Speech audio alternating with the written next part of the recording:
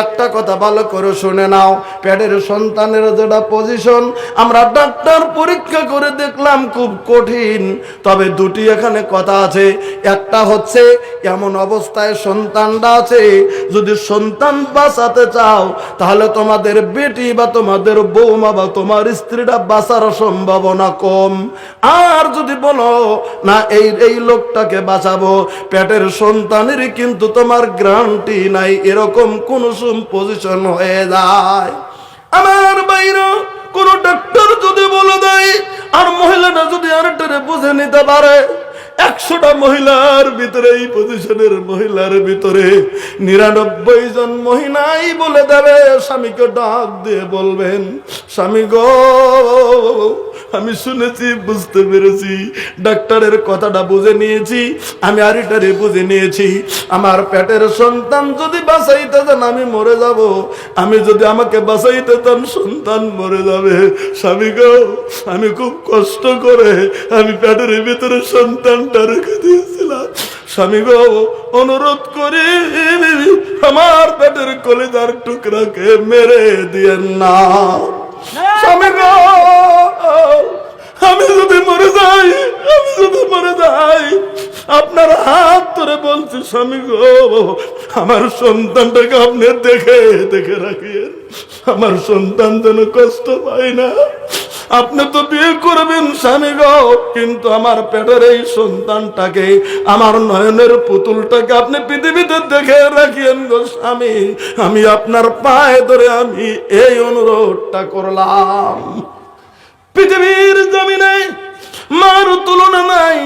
ওজন আল্লাহ রাব্বুল আলামিন বললেন, ওয়াজাত হুকুরহা, তোমার মা কত কষ্ট করে এই পৃথিবীর জমিনের ভিতরে তোমাকে জন্ম দিয়েছে।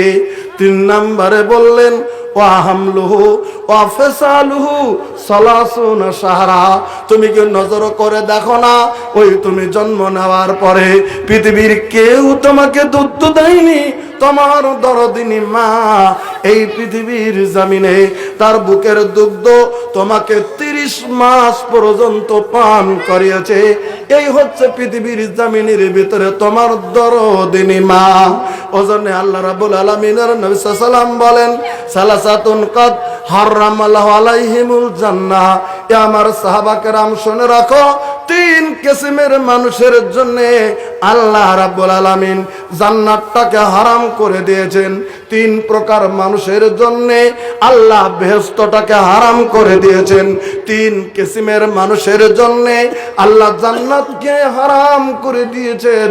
তার মধ্যে 1 নম্বরে মুদমিনুল খামার, যারা মাদক দ্রব্য সেবন করে, আর 2 নম্বরে ওয়াল আক, যারা পৃথিবীর জমিনে বাবা মার যারা নাফরমান, বাবা মাকে যারা আঘাত দেয়, বাবা মাকে যারা কষ্ট দেয়, বাবা মাকে যারা দুঃখ দেয়, ওই মানুষগুলিনের জন্য আল্লাহ রাব্বুল আলামিনের নবী বলেন, আল্লাহ তাআলা জান্নাতকে হারাম করে দিয়েছে। আমার ভাইরা, আমি পরে আসবো, আমি শুধু বলছিলাম উনি দান দিয়েছিলেন তো তাই কথাটা বলে গেছিলাম। ওনার বাবা নাই মা নাই, ওনার বাবা নাই মা নাই, উনি দান করেছেন। আল্লাহ যেন ওনার বাবা মাকে মাফ করে দেয়। একটা আলামা আমিন বলেন। উনি 5000 টাকা দিয়েছেন বাবা মার জন্য, আল্লাহ যেন ওনার বাবা মার জীবনের গুনাহ মাফ করে। আলামা আমিন বলেন। ওনার বাবা মার কবরের দরজা জান্নাতের দরজার সঙ্গে মিলে দিলাম, আমিন বলেন।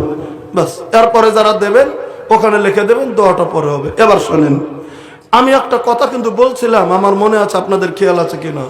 পৃথিবীতে 2টি কিতাব আছে কোরআনের নিচে সহি, একটার নাম বুখারী শরীফ, একটার নাম মুসলিম শরীফ। মুসলিম শরীফ যদি নাও শুনেছেন, বুখারী শরীফ নামটা